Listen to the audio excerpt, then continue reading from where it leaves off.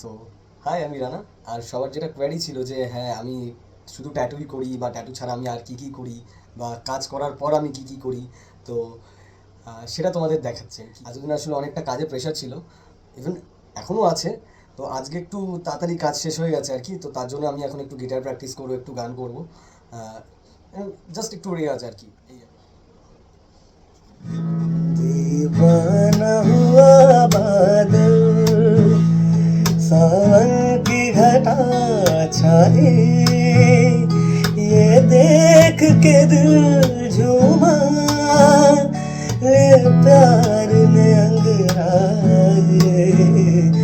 दीवाना हुआ बादल, ऐसी तो मेरी तकदीर न थी, तुम सा जो कोई महबूब मिले।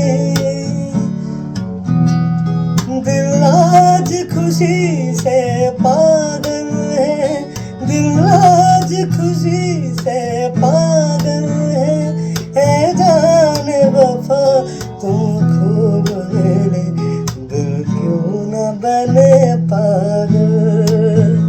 হ্যাঁ, আর অবশ্যই কিন্তু জানাবে কেমন লাগছে, কারণ এই চ্যানেলটাতে আমি শুধু ট্যাটু ভিডিও আপলোড করি।